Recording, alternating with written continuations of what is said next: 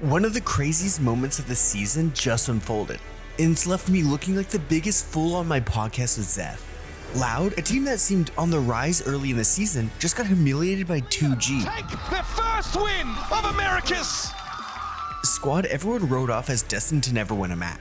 The Americas League is officially in chaos, and Loud's recent collapse has sent shockwaves throughout the scene. They started strong, but this loss? A full-blown meltdown. Let's break down how 2G defied the odds and exposed Loud's unraveling, and ask, is this rock bottom for Brazil's former champions? First, some context on 2G's rollercoaster season. Coming into this match, 2G's year in franchising seemed doomed. Their IGL and emotional leader Zap abruptly quit after clashing with the org's owners and coaches. He backtracked a day later, realizing where else would he get to play Tier 1 Valorant, but the damage was done. 2G couldn't trust a leader who abandoned them mid-crisis, so enter PXS, a last-minute pickup from LATAM with flex potential.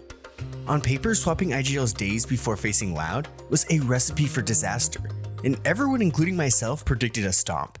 Then the match started. Right, and it's been all losses for them. They're coming in after the loss of their IGL, after bringing in PXS. We found out that this guy was going to be playing for the team today. On Loud's pick of Lotus, everything started off well for them, as they would first win the pistol, then win an eco during the bonus to give them a great 4-0 start.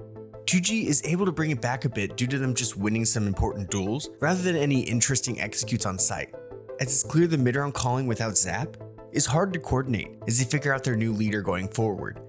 But all this was enough to keep it close for 2G going into the defensive side, which they should have an easier time with. But with GGZ starting to heat up, he alone might be able to pull them across against this weaker team. But the turning point was in the second pistol round. With the big C's that catches on the multiple, and LZ's forced to turn tail. Still whips around and finds the headshots.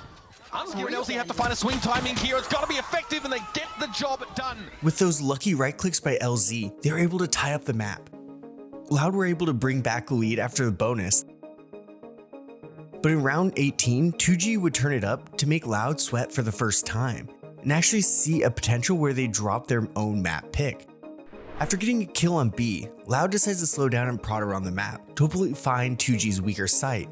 Yet their mid-round calling by their rookie IGL Vinny would start looking really rough from here on out, as consistently they would win an early fight, then slow down, but would always fail to successfully gain info as time ticked down, leading them always into 2G's stack site, which was kind of lucky on 2G's part. But really, if they were a little more aggressive in these slow attacking rounds, they might have won these sides easily.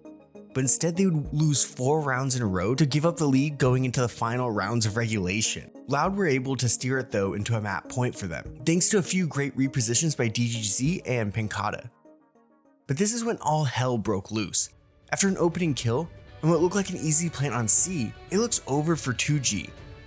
Then Tui's takes a terrible timing and timid swing on B to just allow the players to be equal, and 2G to have all the control to push them in these 2 ways, causing Loud to speed up, which led to yet another awful timing, to quickly turn what looked to be a 5v4 post plant to a 3v4 attack that's still stuck at the choke point of the site. Close enough to use it. DGZ is getting ahead. Force back, good flash. Louder still fighting up on these angles. So active. Vinny inside of a smoke towards water. This 1v1 is massive. The shorty takes him down. Vinny's out of the lead now. LZ gives it a tap. Takes him down. It's a 1-for-1. DGZ in 6 health. Not enough. And we're going to overtime. With that, 2G broke their own record of rounds won in a map in Tier 1. But now they were wanting to get their first map win against this once world-class org. And yet again in overtime, Loud wins the opening duel, setting themselves up yet again for a round win, but they let it slip away. Forced by Gobera picking up a clutch kill on Vinny after they half clear him. Then their newest player, PXS, wins the important 1v2 clutch. PXS here, sat on bend, trying to hold on, trying to huddle together. It's the newcomer PXS in a 1 versus 1. Over the top goes 2G's, but he makes too much sound. The new blood will get 2G to map point, which would make him already 1 clutch away from matching the player he's replacing.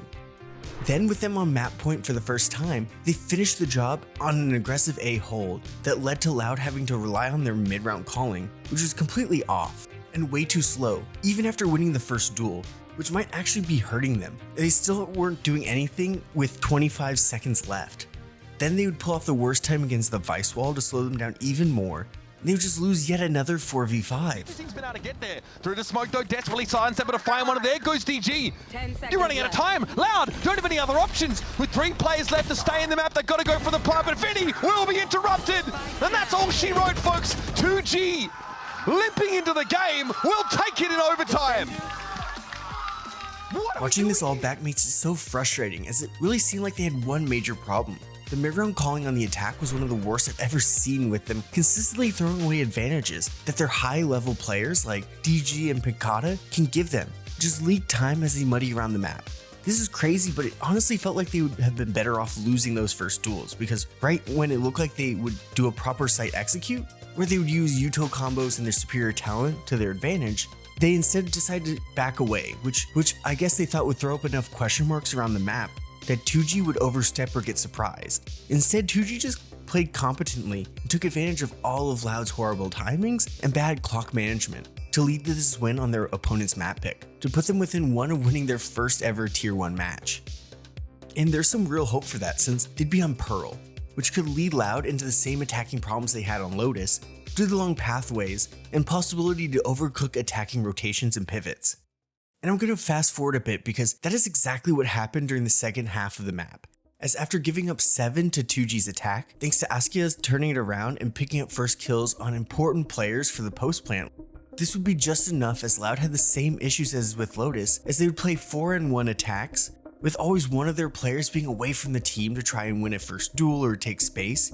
Yet they would never use util and lose, or take enough damage that 2G would be tipped off to where Loud would want to end up, leading to 2G taking their biggest lead of the day at 11-5, with Loud having to try everything and even rely on their individuals to drag them out of this hole, which almost worked, especially after they won a hype 1v4 clutch in round 20 to put them within inches of tying it. Affected by it, but it'll still be a cleanup. It's up to Pancata here versus 4. 2G now trying to give themselves a staging ground to end the series, but Pancata stands up, finds 2. It's unreal! How do you just steal a moment? But then 2G would do something no one thought before this match they would do. They closed out the map and the series. First in round 22 with Loud at another 4v5 advantage, they managed to fumble it yet again by being unable to coordinate, as Kawanzine is right-clicked and Vinny is taken out in no man's land as the smoke fades. With this foothold, 2G pushes and catches the rest of Loud off guard to push it to match point. It's ham-fisted, it's off the mark, and the defuse comes in. 2G are at match point.